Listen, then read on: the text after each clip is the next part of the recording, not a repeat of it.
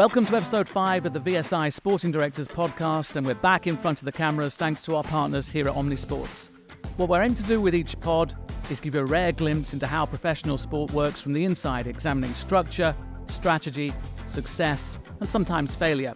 Our next guest joined a non-league part-time football club with an owner targeting championship football within 7 years of taking over. That was almost 4 years ago, and Stockport County are now fully professional, and last season were a penalty away from claiming a spot in League One. The man charged with transforming Stockport County is our Director of Football, and this is the 4th club on his impressive CV.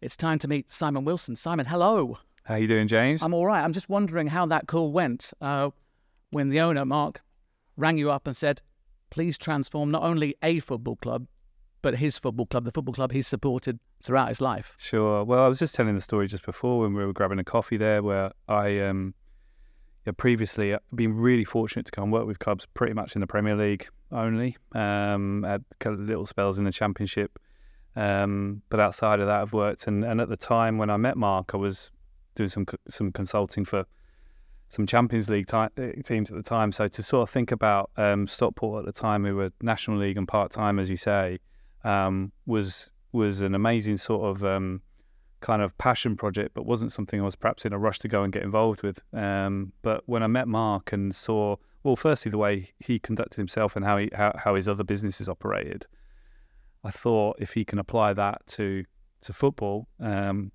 I think he's got a real chance. And the fact that the club had such a rich history sort of prior to the more recent years, you just knew that it had that sort of growth potential. So I was really excited by the kind of the project about it all, but I wasn't sure I was going to be the one to go and get involved with it. Well, was it a blank piece of paper, or were there bits and pieces on the paper? Because people would find a blank piece of paper pretty intimidating, bearing in mind, as you say, the heritage of a football club that you were looking to join. Yeah. Well, no, I mean, it was very skeleton at the time. So they were part-time. They were well run as a part-time club, and had just got a promotion from the National League North back to the National League, and had just started to increase their contact time with the players. I think they'd gone from like two times a week to 3 times a week, but had no infrastructure at all. So it was all pop-up. There was a coach, there was a physio, but they would go and rent a school to go and train in and turn up at the stadium to play every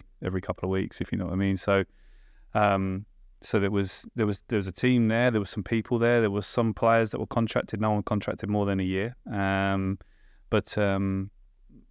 But it gave us the opportunity to look longer term than that and start to build out from that and build it into kind of what we've got today. The challenge is then building a club as well as building a team. But I guess the team comes first. Is that the way that structure works, or you try and do everything at once? Yeah, I mean, every football club sort of relies, the business of football is about winning games of football, and everything sort of layers off the back of that. I mean, luckily I'd had some experiences with previous clubs that had shown me the power of sort of real investment in infrastructure and how that can be a real vehicle. It's an enabler, if you like, in terms of putting more training sessions on or bringing more staff in and doing more stuff. But it's also a sort of a metaphor for you going somewhere, because if you see someone invest in a facility or make a facility really fit for purpose, it shows a real intention. And that was particularly my experience at Man City, where that gave the staff and the workforce a lot of confidence that this was going somewhere, and then it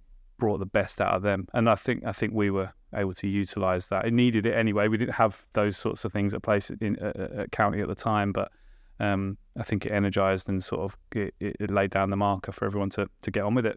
Does it initially help that you're kind of dispassionate in the sense you're not a Stockport County fan? I know you've got. Well, I am now. Yeah, I know it's in your blood, but initially, you can look at it as just an organisation that needs to work better, needs to work more effectively. I don't know. I've not, not been a fan walking into any of the clubs that I've worked for, but you become one like within a minute, because you want them to do well and stuff like that. So I suppose, you try to be a professional in the fact that you try to separate the emotion from the logic and make sure that you're always making good rational decisions. But no, 3:00 on a match day, I'm as emotional as you come. So we get the same thing. So I think you've got to try and use that as a force for good, in the fact that you know, if you're a fan, you've got to try and get into the roots and the soul of the club and make sure that you care about it and make sure that you're leaving it in a better place than when you found it, and you know, like any good supporter would do. I don't want to give away any of the crown jewels or the secrets, but are people in recruitment the primary sort of driving factor in changing a structure of a football club and making it work better, or is it more than that? It's people and recruitment. Yeah. I think there's that phrase, isn't there? That you've got to change the people, or you've got to change the people. And I think the first principle for anyone, and particularly the way I'm orientated, is that give people a chance. I think that a lot of people particularly in football, it's been all I know, so I can't reference other industries, but where you've got people that are, you know, they're in a lot of time high turnover situations, hardly ever consulted about anything. Their personal development is not really taken care of. That's on themselves. So if before you work out if someone's good or not good or has the capability to do something, like, you've sort of got to tick those 3 boxes first. So I think that's your first place, is like, you know, can they do it? Will they do it? Are you giving them the platform to be able to go and do it? So that's your first part. At some point, you might get to a place where you feel like one of those things isn't in place and you do have to change. Or you might, like particularly the situation with counties, that we just didn't have people in certain areas. So there was no scouting department. There was no, there was one physio. There was no analyst, for example. There was 2 coaches. And so we had to build out all of those areas, because we knew that, you know, our whole thing was, in the National League, you're playing the same amount of teams as you play in the Championship. So 24-team league, plus cups. You're in theory working with players that are less talented, or the 4th tier or 5th tier of talented players across the football pyramid. So we always thought, well, we don't need to wait until we're in the Championship, for example, to have a Championship structure. We should probably have a Championship structure now, so we can take advantage of that and progress quicker with the players that we've got, who in theory are less talented than Championship players, if that makes sense. So we always said that we're not going to, you know, our whole thing was that we're set up like a Championship club from day one. We're not going to wait till the Championship to start setting up like one. We'll do it now. So in terms of people, structure, departments, sort of the number of people and the quality of the infrastructure that we've got, we would like to think that we're as good as a Championship club now, and have been for a while. So and so at the point when you hopefully arrive in that position, that you're already ready to go and compete at that level. And when you say that, you mean all levels of the club, not just on the pitch, it's off the pitch, it's the whole lot, isn't it? As much as possible, yeah. Look, my responsibility is for all football departments at the club. So yeah, I would think that we benchmark across all the football areas in line with what you would see at a Championship club. I think across the stadium there's been more challenges, because just in terms of sort of, there's visions and plans for the stadium and things that you can and you can't do and so forth, and the protection should be a little bit slower. But certainly in terms of departments and people and that type of thing, I think that, you know, within reason, I think the commercial side of the club is very, very strong now. One of the words that crops up throughout a lot of these chats when we're talking about structure at football clubs and organisation behind the scenes is data. Data can get you a long way, and it can also save you a lot of time. Was data really crucial in the early days in terms of the recruitment you were talking about, in terms of getting players and maybe having an advantage on the other teams that didn't have this kind of resource perhaps you had? Well, look, people like to put you in boxes. I sometimes get put in a data kind of analyst. I didn't mean type to do of that. Box. No, Jay, I know you weren't. That's not a dig at you. I'm just saying that I found that in terms of, and I think it unfairly, you know, both positively and negatively. I think sometimes I've got credit for stuff that I haven't done, and then other times I've got sort of tarnished that I'm orientated that way, and not so much in terms of just sort of, you know, the kind of the more subjective side of things and whatever. But yeah, look, I think firstly, where we've come from in my time at County, we've come from a lower level of football where the data on players is less accessible than it is at the top end of the game. But where we've got access to stuff, we will use it and try to accelerate our processes as much as we can do, and what makes sense. I mean, just as it happens, we've come up against sort of like Notts County in this time, who are owned by the Rees brothers, who own Football Radar. It's a data company very similar to the businesses of Tony Bloom and Matthew Benham and so forth. So we've actually come up against teams that are quite strong and savvy and have access to a lot of data. But within reason, we've tried to be as smart as possible as we can do, and try and make, you know, good decisions as much as we can. I mentioned the 7-year plan at the start of it. Media people love stuff like that because it becomes a headline and you kind of hold people to account. Yeah. Is that something that makes you feel pressure or makes you think, right, there's a schedule to look at? Because, to use a cliche, you can control the controllables, but you mentioned Notts County or the likes of Wrexham, so other clubs with big budgets. You can't control what they're doing as well, can you? No. Look, first, I agree with you. Media people like those headlines. So do business people, and our owner is a business person, and he likes that strap line. But I like the intention, and I like the statement of intent, and whether we do it in 6 or whether we do it in 8, we're in a direction to try and get there at some point. And it holds, like you say, it helps organise everything around the club. So if that's the truth, that's what we want to do, then we have to have the infrastructure and the things in place to allow us to do that. And so, like you say, it holds me to account for, okay, have I got the right plan to get there? But have we got the right people? In terms of have we got the right platforms in order to make that happen? So, I can have conversations about with Mark to say, well, if we want to hit this timeline, that's what we need. And we've got to try and find ways to make it happen. How did you reflect on last season? Because some people would say you're ahead of schedule. And yet, as I say, you're a penalty kick away from being a League One club as we speak. Yeah. People say, well, are you halfway there, 3.5 years? Or are you ahead of where you want to be? How did you, when you kind of assess things in the cold light of day away from Wembley, what was kind of said? No, I'm happy with where we are and how we're tracking. I think that you've got to just look at the layers of the club and things that we added last year. So, because we're a football league club, for any of the listeners that wouldn't understand or haven't had access to that, is you have to be a member of the football league to be able to operate an academy and access to the funding in this country around the academy funding. Because of our promotion the year prior, we were able to launch our academy, which was a 11-year absence. Weirdly, the player who scored the goal or had the shot, the deflection came to score the goal that got us promoted, was the last player to leave the academy 11 years ago, which was Andy Cannon, that ends up now playing for Wrexham. But so there's a real tragedy. For 11 years, a player from Stockport couldn't sign for Stockport. So if you were under sort of 18, so that's a real plus to be able to add that in, and the academy will be a real major part of our future success and future sustainability. So even just having that on board and having a successful first year of that means that we're in a better place than we were before. That's not talking about Wembley and penalties and this and that and whatever, but I think what the first team showed last year was, I think we played 57 games last year, across good performance across all cup competitions. It shows that the team's got a level to go and compete.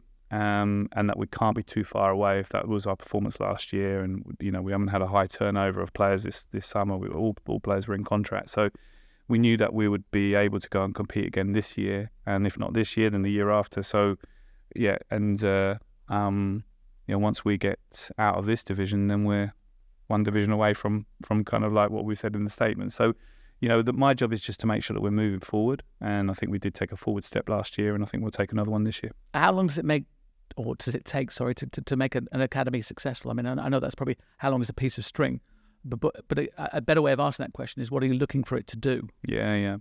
So no, I mean, I'm trying to sort of educate Mark in this at the moment, really, because for every club I've been at, I've always heard the academy manager in every meeting that he's had to sort of give an update is they'll always talk about their 13s, their 12s and their 11s because they're sort of 10 years away. So, okay, our 16s, 17s aren't quite there, but our 13s are great. You should see them. So it buys you enough time. It buys you enough time. So it's a clever tactical move. But, realistically, we're a startup company. We're a year older in our academy. Our older age group shouldn't be good. If we've got any good players from our 10s upwards, it's pot luck. We've just landed on them. It's not about our coaching programs. It's not about what we're doing with them. But I'm pleased to say, we're fully stocked. First of all, is getting players in. You've got to make sure you've got players signed at all levels and things like that. We're fully stocked, and we've got some really interesting, just where we are in Manchester, South Manchester. We were in a great catchment area that we do have some really interesting profiles in there. But sort of success for the academy is about, right now it's about structure, it's about people, it's about really clearing the pathway and being really clear in our intent in terms of making sure that we players and parents know that they've got a chance here and what's needed for them to progress through the levels. And us getting those sorts of things right, so that this shouldn't sound wrong. If we've got a brilliant 16, 17-year-old now, they'll get through. But really what we're doing is making sure that when the 13, 14-year-old that we really think has got a chance to go all the way to the top, is that we've got the right sort of structure and process to get them through. You mentioned the geography there. When you did your kind of due diligence, was that kind of one of the things that you thought about in terms of potential? I mean, you look at the gates last season, I think you had more than 250,000 people through the doors across the season. Yeah. I mean, there's a hell of a lot of potential with Stockport County, isn't there? No, there is. I mean, I think there's something like 300,000 people within a Stockport postcode, and when you sort of benchmark across different cities and their clubs, I think that you're somewhere between 5 and 10% of the town or the city's population will end up coming to the games. You get the crazy cities like Portsmouth or the Sunderlands or the Weather where it's much higher than that, but in general it's that. So 5 to 10% of 300,000 is going to get us to a pretty sustainable club, we'd think. So we know that the fan growth potential is there if we take the right steps. And then from a football talent perspective, there's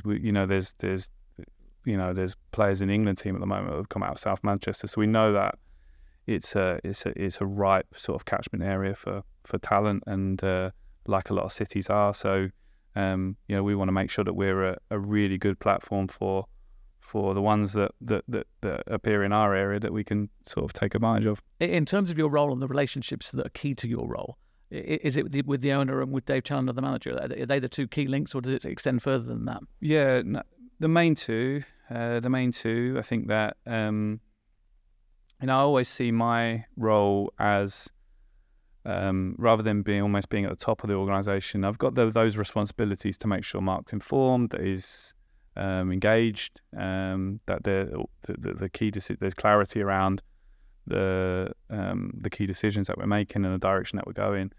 But after that, I just see myself as a support capacity for everyone in my area, if you like. So, someone said to me, the way I was describing it was like a football plumber, because like you're looking to try and unblock where there's blockages in the systems, you're trying to unblock it. Like it's natural right now that because we're across 3 sites, Edgeley Park, our academy, and our first team training centre up in Carrington, naturally there's going to be miscommunication, there's going to be a lack of joined up thinking sometimes. So that's a big challenge for me at the moment, is making sure because I've got the freedom to be able to get between all those sites, whereas Dave can't just leave training and go off to, so it's my role, it's my responsibility to make sure that those things are connected, that people engage with each other, everyone knows what they're doing and things like that. So, and then department to department, making sure that we're collaborating in the right way and things like that. So that's how I see my job, is making sure that I'm working across the business and getting to the areas where we might not be as aligned as we could or should be. And you're not hung up on job titles by the sound of it? No, I mean, I've been called all sorts of things, to my face and other titles, but no, director of football suits me. I'm the leader of the football area, and to make sure, to give us our direction and make sure that we're moving forward, and that sits pretty well with me. Over the door it says Sporting Directors Podcast, so it begs the question whether a sporting director is something that you'd be thinking about. But I guess as a structure grows, it will be a conversation that has to be had, wouldn't it? Yeah, look, I think there's all sorts of titles out there for people that are doing. You can have different titles for people doing the same thing. You can have the same title for people doing different things. I'm absolutely all right with that. I mean, I think that probably early in my career, I probably would be like, well, how can that person be called that? They're not doing that, But I think it's horses for courses. It's not, one of the things I think I had the experience of having pretty inflated job title at one club, which I don't think helped at all. So I'd rather go the other way and let your personality, let your style, let your leadership speak for itself. Call me what you want, but this is what we're doing, type thing. And and I probably speak to other people that are in the same situation, not so hung up about what we're taught. So it's about influence. It's about what you can influence, what you can control, what you can get done, and who you're doing it with. You want to be doing it with the right people. And if someone else is called something else and you're called something bigger or smaller, but together you can get the job done, then sort of who cares? You're talking about Sunderland, so let's get that out of the road. I mean, they might as well have called you Galactic Emperor, giving you a job title like that. Yeah. What lessons did you learn from that? Because, you look at the trajectory that you've had and it's continued at Stockport County. Sunderland, whether you like it or not, is a blip, but probably for understandable reasons. Just one of those things. Yeah, you don't always get it right. Yeah. Listen, I think one, you need to have the balls to do stuff. So I think that anyone that's gone into a situation, whatever job they've taken, whatever, at the point when they went in, they, took the challenge, took the risk on to go and do it. And I'm proud that I felt I did that. And then when you come out of it, what the gold dust is you want to reflect on the real lessons that you learned and things that you thought you got wrong, and stuff you saw. I unfortunately didn't feel like I had that many decisions that were enabled for me to have got wrong, if you know what I mean. I thought I was there. A lot of stuff was happening, but I don't think I was empowered to take a lot of decisions at the time, and therefore I can't come out of it and go, well, I got that wrong. But there were things about coming out of the culture and the infrastructure of a city and a city football group and going into which rightly or wrongly you get into a mindset of like, this is what the football world looks like, it's all like this, and if ultimately do these 3-4 things and you'll get it right and every club can be successful, is when you walk away from it. And I went to Sunderland, who at the time were struggling in the Premier League, but the nature of what was going on at Sunderland at that time is probably more representative of the football world than clearly what was going on at City and the City Football Group. So that's what I'm most grateful for, is I probably saw the real world in that period, and I could reflect on what you can get done, what goes on in situations like that. Like, so Sunderland had 7 managers in 5 years, and what does that do and feel like to the staff that have lived through that? What does that do and feel like to the fan base? What does that create around its environment? And they're more, most of the football clubs will be going through something similar to that. And so how do you operate and try and turn that around in that environment versus something that's a steady state where you've got probably the best people in the world working in your organisation? They're two different, one's quite easy to work in, one's more challenging, isn't it? So like, I'm really grateful that I got the opportunity to go and do that, and I think I've grown and made a lot from having that experience. In terms of bravery, though, how brave was it to break out of the bubble of Manchester City? Because you mentioned it before I did. Yeah. And I don't want to make this about Manchester City because that's not your job at the moment, but we have to kind of go through that. Yeah. Saying, I don't want to be here, I'd like to be somewhere else. Yeah. That's a hell of a thing when you've had so much on a plate for 10 years. Yeah. I suppose, because I knew obviously we were going to have this chat today, and I was thinking about taking myself back to that moment. I had two really profound experiences I felt, which I think set the course of action for that to happen. City was amazing. It was amazing. I had such a good time there. I met so many people there that I admire. I think they've done so well in terms of everything they've done, and I was there for a part of that. So, and they've kicked on since, amazingly since I've left. So, I suppose you're built in two ways. You're built by somebody that is happy to be part of that and stay around with it, and or you need the next challenge all the time. You're being really humble though, because you helped build that. You were in a room where someone said, "Make us fit for Champions League," and that was your job to do that. So you weren't just along for the ride. And I was there when it was a smaller organisation than it is today. So hopefully I was helpful for them, and they were definitely helpful for me. But as we grew, I had the paranoia that I wasn't helping as much, and I was. You get to learn about yourself, and this is something that I did reflect out of coming out of Sunderland, is that I think I'm really good in a startup type of organisation or a turnaround organisation where there's a lot of stuff to do, things to fix, things to build. That's where I think I'm strong. When things are steady state, they're in a good place, I actually think I'm a bit dangerous because I get bored and I get curious and I want to do stuff. And sometimes when things are going well, the worst thing to do is start tinkering with it all. So I hope the owner's not watching. Well, I don't think we've got everything right, so I think we're okay. We're all right for a few years. But yeah. So in the case of City, so at the time when I left, I'd moved out of Manchester City. I'd moved into the group with Brian Marwood. We were starting to set the other clubs up. So there was a lot of growth going on for the first 3 or 4 years. But we'd started to establish that, and it got to a point where my job with Brian and the rest of our team was to sort of, be the satellite that would go around the clubs and check and see how things were. And I suppose I started to feel a little bit more like a fraud because I hadn't had the time closer to the pitch and closer to the action and making decisions, having more accountability. And that was a paranoia that was going on in my head. I remember sitting, like I said, going back to these profound experiences. We built the City Football Academy, which for anyone that's been there, amazing facility, but 16 pitches. And what you can do is, you can walk around from 9 o'clock in the morning through to 7 o'clock at night, and you can see football sessions across every age group, all genders, different ability levels. And I did that one day where I walked across, went and saw the first team train, walked across, went to see the 21s training next to them, went to the next pitch, saw the women's team training, walked around the corner, saw the 18s training. And I went and it all looked brilliant. And I had no comment on anything. I had nothing to say. And normally you want to be able to say, that's not quite right, or not sure why they're coaching that, or, there was a couple of technical areas from the play. And it all looked great. And I thought, I've lost that. I don't know if I've got that eye anymore. I can't see it. And that worried me.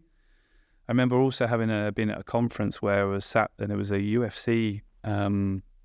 Forgive me, I can't remember the name of the coach at the time, but a UFC coach that was working with a fighter, and he was saying his story was that I have to get in the ring and spar with this fighter every day because I need to get hit. Because I need to remember what he feels like when he gets hit, and that really stuck with me. And I thought, I don't know what that feels like anymore. I'm doing a lot of strategic plans. I'm doing a lot of advice, and I'm doing a lot of flying around the world and how's that going and consulting, but I haven't lived it for a long time now, it feels like, and I feel like I've lost that sharpness. So that's it. Like I said, that's that paranoia out. I thought I've got to go and find something. I've got to find something that's next for me. And then a couple of opportunities came out.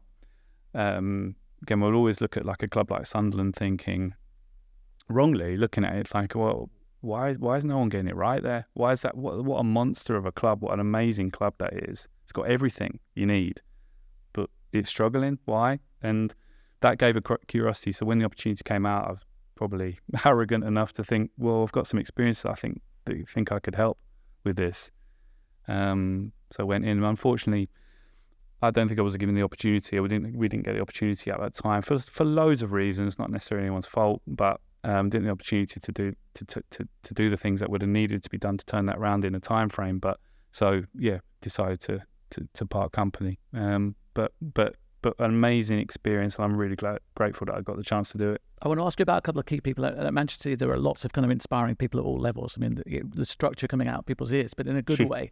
I want to ask you about Brian Marwood firstly. You work really closely with him, and I think sometimes the way people look at Manchester City, they go, Pep's inspiring or Ferran's inspiring, and it's all the kind of Barcelona in Manchester, and Brian kind of gets pushed to one side, whereas he's been there an awful long time. Yeah, a really integral figure and part of the glue of that football club. Absolutely, I couldn't advocate it more, and how you've just said it. And that's not, it's not either or. I think sometimes this is the game we get into, is like, who's the real star of the show? It's like there's so many there. I had a very short time with working. I wasn't never working for Pep or with Pep, but in the organisation when he was around, a little bit more with Cheeky, but less so. A lot more with Ferran. But my God, super talented, driven, smart people that have taken that club to a new stratosphere. So amazing job they've done. But you're right, Brian's been there the whole time, and Brian's been there from pretty much the start. So, and he's a real constant, calm presence, like the person that everyone in the organisation will go to. So he has that character where people gravitate to him. By his own account, he's not the one that's going to come up with the next innovative idea. He's got good ideas, but he's a real caring, consistent person that I think I said his biggest quality is that he's loyal and he backs people. So he gives people opportunities. He's willing to back them and I think that's paid him back, multiple times over. So real important person for City, and I think if there's a point when he's not there anymore, it will be a huge hole. I would also ask you about Cheeky as well. Yeah, you mentioned him just briefly, and I know you didn't work like really hand in glove with him. Yeah, but a lot of his name kind of springs up when people talk about sporting directors. What does a sporting director look like? It looks like cheeky Gerstein. Yeah. On one side, you've got people saying, well, his job's the easiest thing in the world because people are throwing money in. The other side is actually he knows what he's doing. Yeah. And he's a really effective operator, and he buys talent that's going to get better. Yeah. I'm probably definitely in the second category. I think he's very clear. One of the things that allows him to be very clear is he keeps it very simple. So they've got a clarity around their squad model, what they want, the qualities of their players. They've got 3 or 4 key principles that within that or other things they follow. He, by his own account, won't spend a lot of time with data science or the medical side, or he's very much in recruitment and coaching. That's where he'll spend his time. And because of that simplicity, that clarity, that filtering of other stuff, it allows them to make really stunning decisions around, playing style and player development and recruitment, which I think record speaks for itself. It doesn't hurt. 1-to-1, he's very good as well. Charming, funny. He's a brilliant guy, and he's played at a high level as well. Yeah. So. Super humble, for who and what he is, and the rooms he can walk into. Talks to everybody. No airs or graces about him. Brilliant guy. And in terms of the future for Manchester City, forgive me, this is probably my last question about Manchester City. Succession planning, Pep will go at some stage. It may not go yet, but I imagine there are conversations already being had as to what the water looks like when he does. I'm sure there are, James. Yeah, I'm out of that business now, and but certainly when I was in there, it was a part of my department's job to do to have a global surveillance on all the top coaches around the world. And there's not just Manchester in their portfolio. There's a number of teams, and it's the job to make sure there's succession plans for all their coaches across all their teams, male and female. So I certainly don't think it will be a surprise or caught them cold when and if that happens. But I imagine you get a sense of the power and the size and the scale of the organisation when you go to those other clubs, and they are kind of baby versions of Manchester City with their own identities, of course. But it is the same sort of copybook. Yeah, there has to be an aligning sort of organising principle. When you're working globally, you have to come back to 3 or 4 pillars that you're all going to stand for. Otherwise, it's chaotic. And you're leaving everybody to their own accord. I think over the first phase of development, we had to be quite tight with what that was, so that we had quick alignment to something. Over time, there's a little bit of flexibility because you realise there is a different culture in New York to there is in Melbourne, to there is in Yokohama, to there is in Girona, and you allow a little bit of space for people within that area to express themselves in that local flavour, if you like. It's like the McDonald's of having the the Big Mac, but the Japanese version of it, or whatever, But over time, I think in a global organisation that will flex and change. So sometimes that might get too loose, and they might have to bring it back to the city principles again, and then again give it some space and some air to breathe. So that'll ebb and flow over time. My time with it was we were in the first phase of that, the first 3-4 years of establishing those clubs and setting them up, and we had to probably help the local clubs by giving them something to align against. Every now and again, people would have their own ideas and their own reflections and reactions to that, and we'd work through that. But in that time, it was about trying to align things. But imagine a similar sense of excitement on a maybe a slightly bigger scale than Stockport, in the sense that you're doing stuff that hasn't been done before, and at Stockport you're doing stuff that hasn't been done for a long time either. There are similarities there in that kind of progression. It's like I said, I think I'm good in the startup phase. I'm in those growth phases, and so I think I'm able to see what the future looks like and work backwards from that. So that's really the role at Stockport, and there's a lot of similarities with those growth clubs of New York, Melbourne, and Torquay, and so on. Those clubs that we grew, and even like restart in Manchester as well a little bit in sort of 2008, from 2009 onwards is we had to do the same thing there. We had to write a vision, we had to write a plan, we had to know what the best looked like, and we had to work back and benchmark ourselves at that time against what that looked like, and look at the gaps and work over a period of time with some really talented people to close those gaps. So that's where I'm at Stockport. We know where we want to be. We know the gaps. There's a part that is just time. We've got to go and win enough games and go through divisions to get there. But in terms of what a championship medical department looks like, what a championship recruitment department, etc., and what those processes look like I said, in most cases, I think we're we're there, but there's areas for us to grow, and that's what we'll be doing over the next few years. A selfish question on my point, and this is completely ego-driven, bearing in mind we were in a helicopter that got flown around what was going to be the CFA, right. When it was just rubbish ground on that side of Manchester. Yeah. And then someone said, well, we'll have pitches that lead up to the Etihad so that you've got, the lower age groups, the 11s, 12s, furthest away from the stadium. You've got the 18s, 19s, under 21s playing in the little stadium nearest. Whose idea was that? Well, look, we... It's a brilliant idea. Yeah. So I found in my experience, I don't know about yours, but these things are always a combination between sort of research, design, and luck and opportunity. So,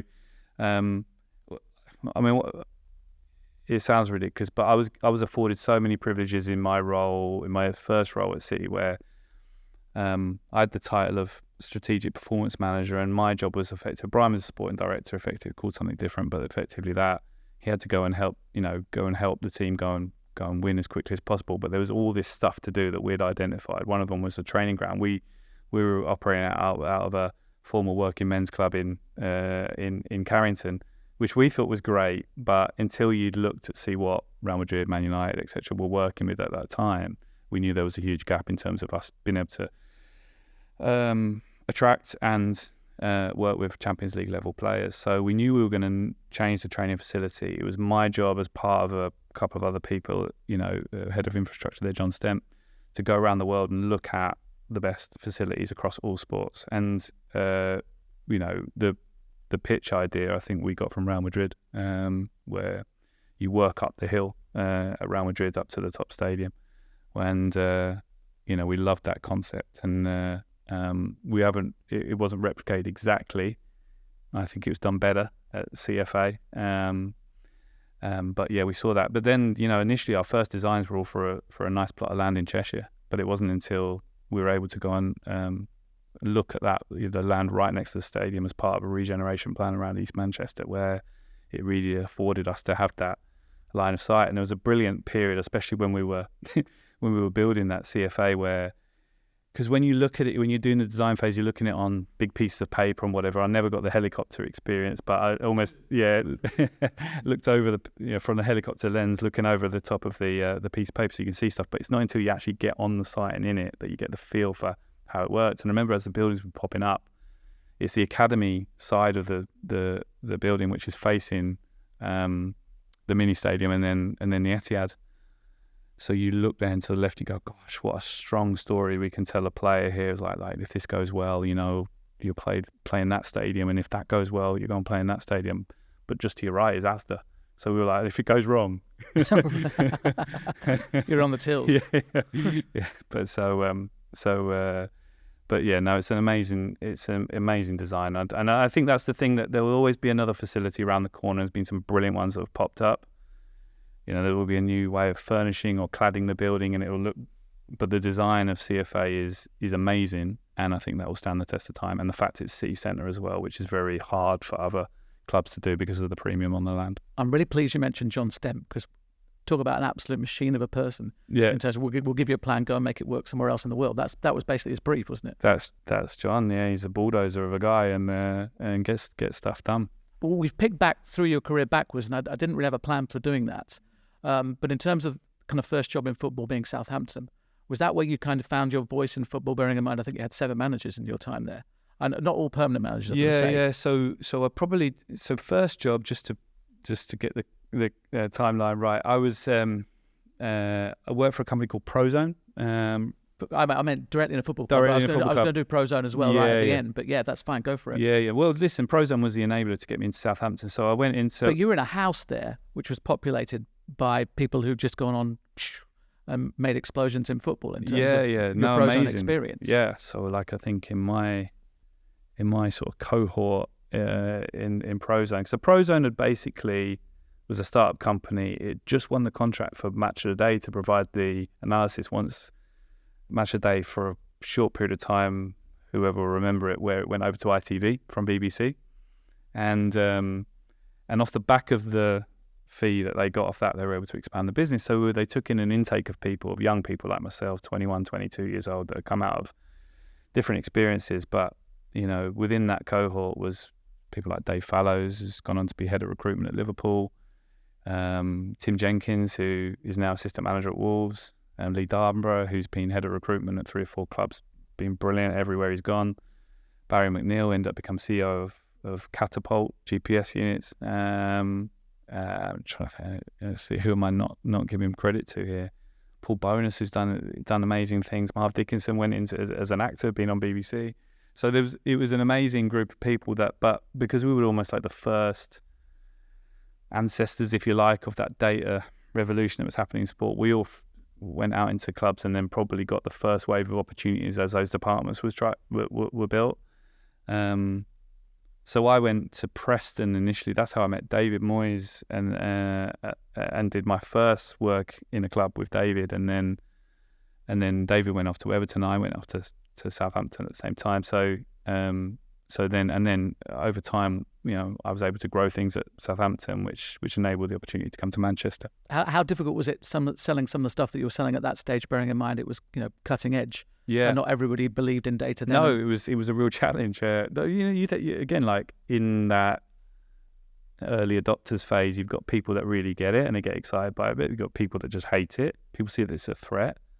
I can remember having a conversation with a player that thought I was trying to stop him getting a new contract, and it because I was showing stuff he just thought I was only showing mistakes. But things like that, you'd have real challenges. You have managers that felt threatened by you almost trying to step into their space. But luckily, I didn't have too much of that because I felt like, I suppose, if you've got a little bit of emotional intelligence, you can work around those situations and ultimately resell it as just a benefit to everybody. It's added value. It's not a challenge to undermine people. It's to help. And so over time, I think I was able to do that. But certainly myself, I did have some difficult experiences. I know a lot of my peers did too. And Southampton, by virtue of some of your work, became kind of cutting edge. And we know about all the things with Les Reed. We know about the kind of the black box room and all those sort of things. That was, but again, I was before that time. That's probably, I know, Paul Mitchell is probably going to come on this podcast at some point, can take a lot more credit for that type of thing. And Les, what I would say is the time when I went to Southampton in 2002, left in about 2006. In that time, Southampton were very much the club that they were later on in those years, in the black box kind of years, and have been more recently, where always a priority given to youth development. Always felt like they had to be sort of one of the first to the new things on the curve, because that was the way of staying in the league or getting ahead. And it was that time, with me. So I think Southampton would have been one of the first clubs to take the ProZone product on, which would ties to that sort of innovation thing. In my time there, it was a time where my first year, Wayne Bridge had just got in the side, got sold to Chelsea. After that, it was Bale and Walcott. My last year, the generation of Lallana and those guys were Nathan Dyer, etc. Those guys were all just bubbling under. So they've always been that team that produced and backed young talent. And I think they hit some hard times after I'd left and ended up getting relegated to League One, and really had to go with young players when that was almost the start of the next chapter of their development. But I love my time at Southampton. Lower league football then and now, what are the differences? Are people more sophisticated in the way they're dealing with their teams? Yeah. Bearing in mind we're talking about 20 years between 2002 and 2023. Yeah, well, I suppose it's been really interesting to sort of be involved in that from before and now. I think the changes in sort of coaching in this country for a few different things. Obviously, through the influence of top coaches coming into the league, like your Klopp's got your Guardiolas, so on.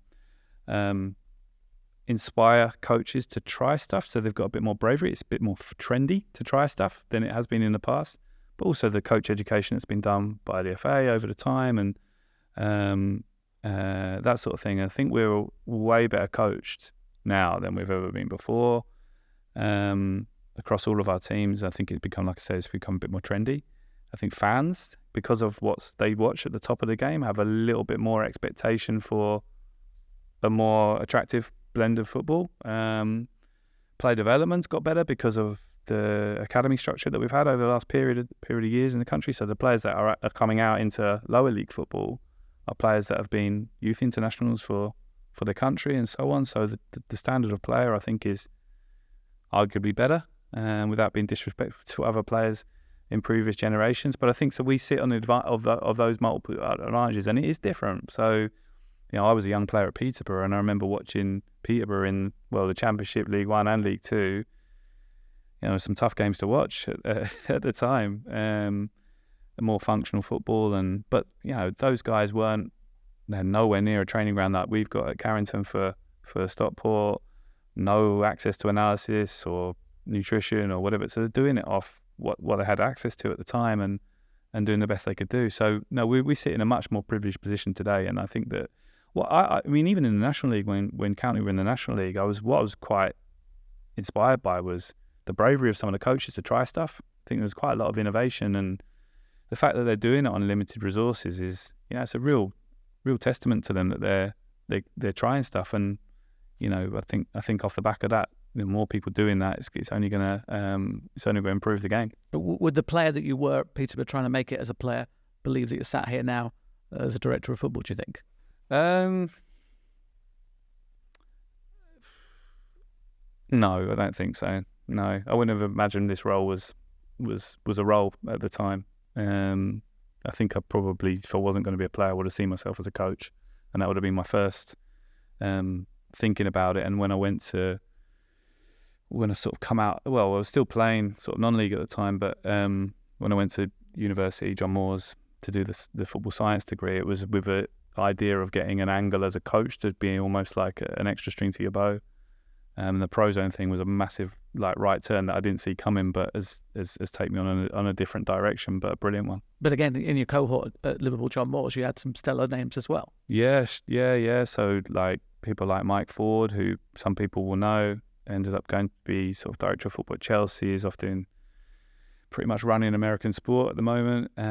People like John Murtagh, obviously at Man United, Tony Strudwick, again, Nick Cox. So there's a lot of people that, and then there's going to be more that I've not thought of. But again, because it was the only course in the country at the time that was football orientated, is going to have attracted those people, and then those people are going to be the first ones with that experience going off into the game, which are then going to have over time progressed to the sort of the thought leaders and whatever in the game. So good times. You get a glint in your eye when you talk about playing, but you get a glint in your eye when you talk about Stockport County. And I think it's because it excites you, and you talked about this kind of battle with the boredom. You're not bored at all at the moment, are you? No, because we've got loads of things to do. We've got loads of ways to improve, and I think it's a great test for myself. So I feel like, where that walk around the pitches at CFA where I felt a little bit blunt, I don't feel like that anymore. I feel like I know what's going on. I feel like I know the areas to improve, and I'm in a hurry to get it done. And I'm lucky that I've got, with Mark, I've got a partner there that's also in a hurry, and has got resources and has got an understanding of what it takes to get it done. So no, I think we're on the right path. And I think there's kind of a joined up thinking with the council, because I think Mark wants Stockport County to be what's good about Stockport. I think Stockport Council want Stockport County to be a way of getting things going as well, because the whole thing at the moment is about kind of revolution in Stockport, isn't it? That's it. And I think this is a really nice part about working with a lower league football club that's on a growth trajectory is you realise what you are to the community. Like, that's the reason you exist. That's the reason why the club was set up in the first instance, and it still holds true today. We want to shine a light on the best of Stockport. We want to be the best of Stockport, but we've got a platform to be able to speak to at least the country on that. With the international exposure that English football gets, we get a little bit of an opportunity to do that, and we want to project a good feeling about Stockport. But we've had Stockport Gin in there. We've had clothes designers that are doing things out of Stockport. Blossoms have played at Edgeley Park. So we want to shine a light on everything that's brilliant about the area and project that out. And our challenge is to raise that standard and inspire the rest of the sort of town to do the same. And just rounding off, I think I started by talking about structure. Structurally, where are you at, and where would you like to be? I talked about a 7-year plan. I don't want to make it about years, but is this the Stockport County almost in the image of Simon Wilson, or is it a long way to go at the moment? And I'm not making it an ego thing, by the way. Yeah, no. Listen, if any, I suppose if you've got a leading role in any organisation, your personality is going to come through in some ways. So I'd leave others to make that judgment. I'll leave Stockport County at some point, and the club will go on for at least another 140 years, I'm sure. And I'll be a small part in the brilliant history of the club. Like, genuinely, it's cheesy, but we've just got to make it better than it is. And that if I do that, then I'll have been helpful, and hopefully for the supporters and all of their families, I'd have helped them, in terms of what they've been supporting and what they're trying to create. So I'm really privileged. It's a really fun job, it's challenging enough to stop me getting bored at the moment. So, but there are lots of ticks there. You've got a ground that you can expand because it's a big footprint. Yeah, you've got a lot of people coming through the doors. I mean, I live in Stockport or away from match days. The shirts all over the place. You've got an academy that's functioning. You've got a women's team that's doing really, really well. Yeah, you can see it's coming together, can't you? Which I guess is what you're looking for as well. That's what we're doing. Yeah. Now we've had the chance to do it. So, like I said, there's a lot of clubs that don't have people in clubs that don't have the chance to be able to do it. But it's happening, and it's brilliant to see it happening. And that's when you get to feel the community, is when you see on a match day, or you see the kids in the shirts, or you see some fan march or whatever's going on, is you feel like, okay, they really care, about what's going on here, and hopefully this is a good story for them, and it's making them feel good in their lives, and that projects onto other things. So we're all really proud about what's going on. It's a great feeling to feel like it's working, but we've got a few levels to go yet, we're certainly not done. So hopefully by the time we finish, we're in an even better position than we are today. And I know you, I think, enough to know that you ponder and you think about things very deeply, without resting on your laurels and saying, I was brilliant there, and that was great, and that was my proudest moment. I don't think you kind of rank things like that, do you? No, I don't think I rank things, but I've had moments here that definitely stack up with anything that I've done in my life, in my career, if you like. So, it's like when we played Bolton in the FA Cup and came back from 2-0 down and ended up winning sort of 5-3 on national TV, and it was chaotic. The FA Cup went missing for a bit. A corner flag ended up in a local pub, and all this sort of stuff went on, but just crazy and brilliant. And that the kids that you were talking about before that would have thought about the future, they're the sort of things that, are the stories that the dads would have told, and that sort of thing. So, no, it's great to have the chance to be part of those sorts of things, and I think that's what it's really all about. Fantastic, Simon. You've been honest. You've been really, really forthright, and you've been passionate about it. Lovely to meet you. Lovely to see you. That's Pod 5 taken care of. I think you'll agree, Simon was brilliant company. Plenty there to think about, to ponder, and to work out in terms of the sporting director, the structure, and where football's going over the last kind of 20 years. Pod 6 is currently under wraps. Look out for it. I can promise you, it's really special.